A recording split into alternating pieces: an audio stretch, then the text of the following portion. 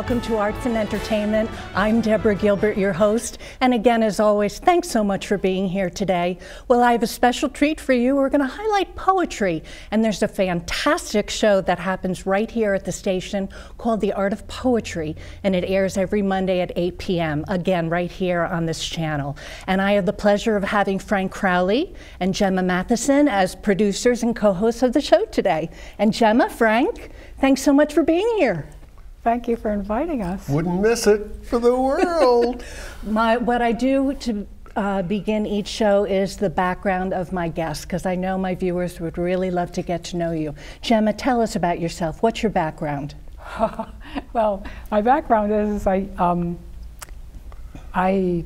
have done many different things, but for poetry, my background started, I think, when my mother would recite poetry to me, poetry that we could hear when we were children. In the family, she would recite Hiawatha and The Lady of Shalott and some Robert Frost. And so I started to listen to the language of poetry when I was quite young. And I went to college and got a degree in teaching English in secondary school, but did not use that, and instead became a director of a nursery school. But there's plenty of language going on there too. And I think an important aspect of poetry is listening. And it's very important to be a listener, and that was training that I got also there. How about you, Frank? What about your background? I think the magic of words. I think I got some of that from my father. I have this running tape that wants to rhyme words. And it goes back to childhood. And I have it now. And it's mostly gibberish, which is what wordplay should be for children. And it's wonderful to hear those rhymes go on. I had a strange sense that I was born with it, if that's possible. And I'm still making rhyme. Now, you and I taped a show back in 2020. Yes. And you had mentioned that you were in the academic world. When did things change into poetry, or has poetry been a part of your life all of your life? Actually, I evolved into a poet's voice, which is the strangest thing. I was mostly a narrative writer, enjoyed it, wrote a few short stories, just tinkered, you know, amateur level. But then I felt a deeper voice in my 30s, 40s, and 50s. And it was a really important evolution, because my deepest voice is my authentic voice, my true voice, which is my lyrical voice. And sometimes it takes a lifetime to identify your true voice, telling the truth. And poetry is about telling the truth. When we started back then, your program was called Poetry of Immigrants, and things have changed as of last fall. You're now The Art of Poetry. Tell us what happened with that change. Well, pretty much Gemma flourished. And we needed to grow as a show. And we had been around the world 3 times. You had witnessed that.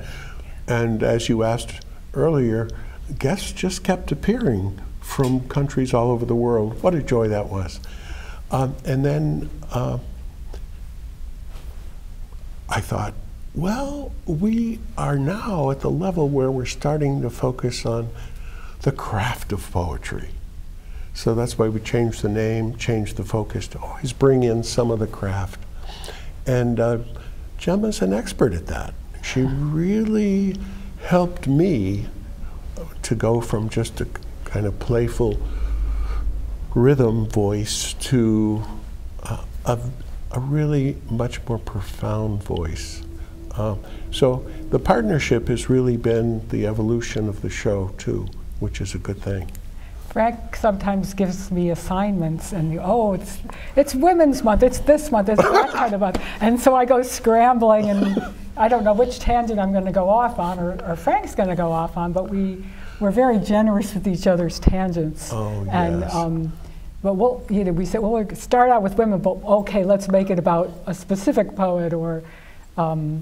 A specific issue. Right, a specific issue. And when you talk about truth, the truth in poetry, that is so, I think, if I could just back up a minute, that's really what got me started interested in poetry of my own, was that when I was a sophomore in high school, I think it was, in class at school, the sister, nun, told us that we should write a poem about God.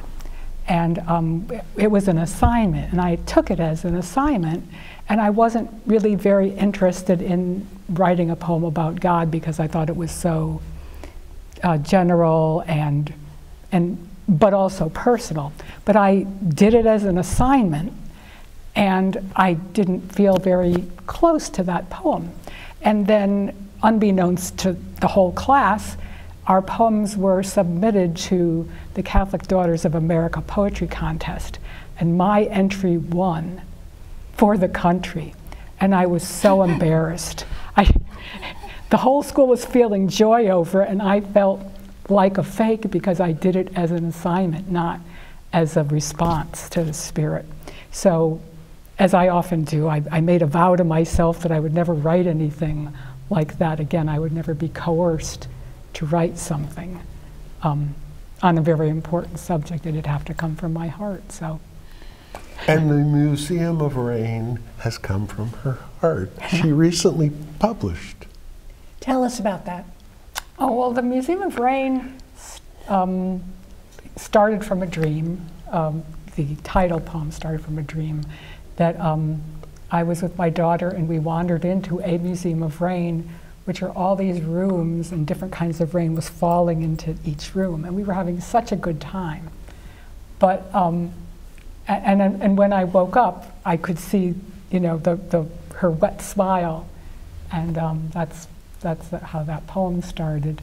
And I just was workshopping with it. I responded to a workshop call. Let's get together and workshop. And this was in 2009, so that's when I got back into poetry again.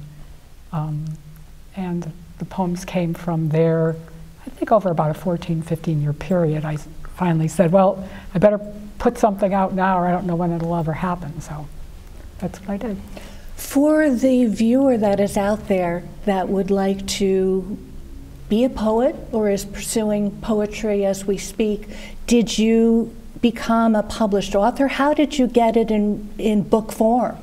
Well, I self-published, and I went with a publisher that I had been impressed with their work in Amherst, Massachusetts. So that's what I did.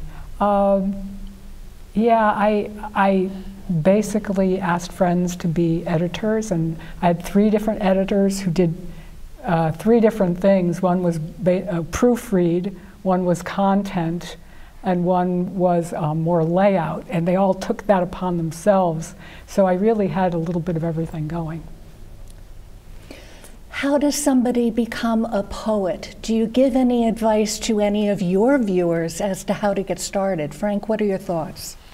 Well, I follow Gemma's example. I mean, she waited until it came from the heart and it was true to the spirit. And I think poetry is a great exercise. It's an exercise for the mind, but it's also, at the deepest level, a telling of the truth.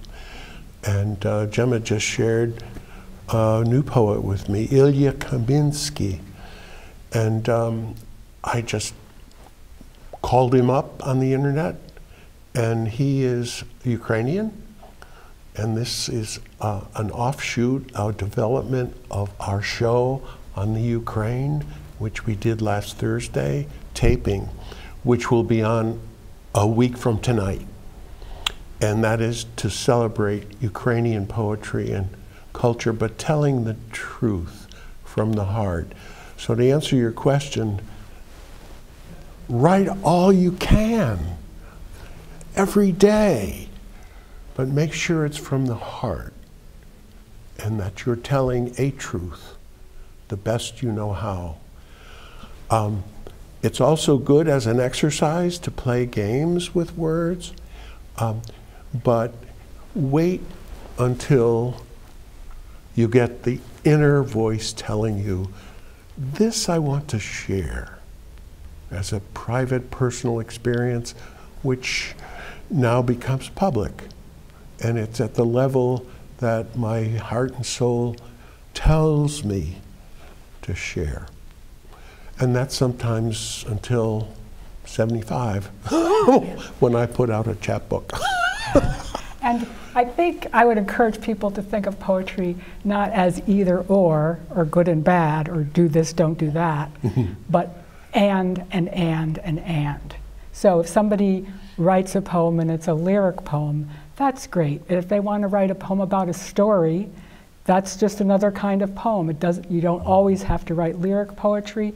You don't always have to write poetry in form. Forms are fun because they encourage you to think in different ways, but you can go free form.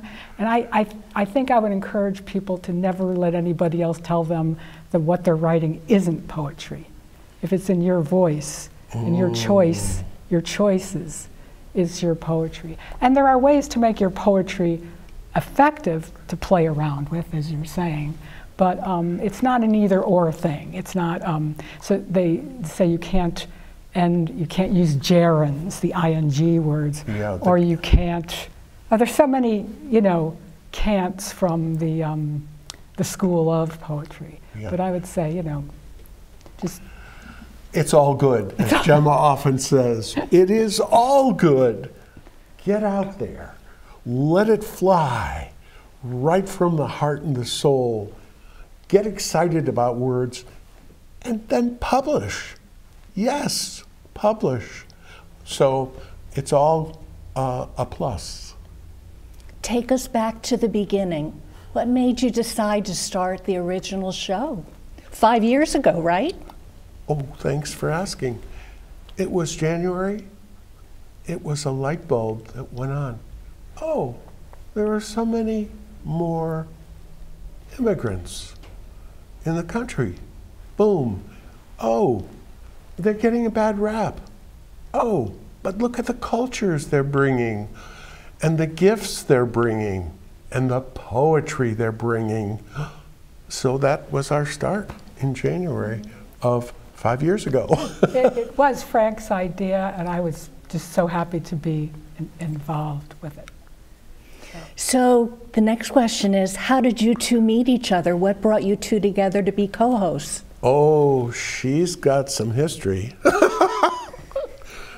The Poetry Institute. Oh, right. Oh, thank you. So New Haven has something called the Institute Library, which has been going on since, I think, 1824. And yes. It's a private subscription library, but it's open to the public, and they have programs there. And I used to go to a program there called my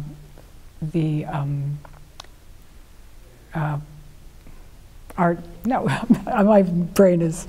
You got so many shows. Yeah. Poetry Institute? Poetry Institute. Yeah, so it was called the Poetry Institute. I just mentioned that. Okay. So, the person who invented it, was in charge of it, and still is Mark McGuire Schwartz, and he had two assistants, co-hosts with him at the time. There was a featured reader. There were, and then there was an open mic. So I started going to the open mics to share, and that is, again, if you're thinking of being involved in poetry, read it because as Frank says, it's the sound. It's creating sound as well as ideas, and your ideas and your sounds feed into each other, support each other. So reading poetry out loud, hearing other people read poetry out loud, and celebrating the spoken voices, word. the spoken word. Marvelous. That got me into it. And then about, I think it was 8 years ago, when the co-hosts that were with Mark McGuire Schwartz left, he asked me if I wanted to do it. And I said, I don't care. I'm standing up in front of all those people. Nah. And he goes, well, if you won't do it, I don't think I could do it myself. And I thought, oh, I can't lose that, No. because I wanted to keep participating. So, yeah. And then Frank, was such a... I showed up as an open mic guy and enjoyed all the readers. They came from all over. You had a really going show there. But the presence of, say, 30 people right there, allowing you to strut your stuff and really get excited about your own words and putting them together. And the styles were all over the universe and some outside the universe too. Yeah. It was so wonderful. And of course we lost some of that momentum with COVID. Right. We do hope to get back there someday when we can all feel together, comfortable in that space. But right now we have an online magazine called Circumference. So if you look up Circumference, you'll find our magazine online, and we do accept people, submitting to it. Okay, let's hold that thought. I'm Deborah Gilbert. You are tuned into Arts and Entertainment. We're going to take a break. We'll be right back. Information is power, especially in times of uncertainty. In the age of 24/7 breaking news headlines, viral tweets, and social media rumors, we all need to take extra steps to verify information before accepting and sharing what we read online. Whether inaccurate information is purposely posted to deceive or defraud individuals or shared unknowingly by people who believe it's true, misinformation can be dangerous. Is there a vaccine? Are certain blood types immune? Are additional stimulus checks coming? When will we open back up? Questions are expected, and they deserve accurate answers. We need you to rely on information from official sources and credible subject matter experts. For both Connecticut-specific information and federal resources, visit ct.gov/coronavirus. We did. Yeah. And hello and welcome back to Arts and Entertainment. I'm Deborah Gilbert, your host. And again, we're highlighting poetry today. And a fabulous show that tapes right here is called The Art of Poetry, which airs every Monday at 8 p.m. And Gemma and Frank continue to be my guests today. What's the future look like for your show, let alone for poetry? You have any thoughts as to what 22, 23, 24 looks like? Oh, that's such a great question. Thank you. I just had a flash back to Poetry of Immigrants, Mm-hmm. We did the show on the Ukraine, which will be a week from tonight, aired. But that got me feeling haunted again about showcasing poets that are less recognized, less known, such as Ilya Kaminsky. I mean, if it weren't for Gemma to say, Frank, there's this book, and it's an offshoot of our concentration on Ukraine and the Ukrainian poetry and the Ukrainian people, focused now because of topics. Here's this poet that I never would have crossed paths with, thanks to Gemma. That's the other thing about our show. It is evolving. It's a great question because we seem to have this strange symbiosis, more like a serendipity. Yeah, that's true. That's strange. It's like I'll be talking on a certain tack, and she said, well, that's funny because that's my next poem, like the poem titled Prayer. I said, well, what have we left with? Just prayer. So this kind of evolution of a partnership is a fascinating development. Who knew? That's so much about our collaboration. Who knew that this would come up? I would love to fight everywhere we can to get poetry more visible, accessible, and useful in our culture. There's rap, there's all kinds of stuff going on, hip hop, wild, but it's all good. So I see us, Gemma and I, being tuned in to whatever you think at this point our direction should be. Mm-hmm. Well, and you are certainly, you add to that whole confluence by really supporting, and if I know about something, Frank will know so many tangents to it or so many threads in it that it's... Yeah, that's it. That's a really... It's a lot of... So it was a natural coming together. We kept bumping into each other, as we said.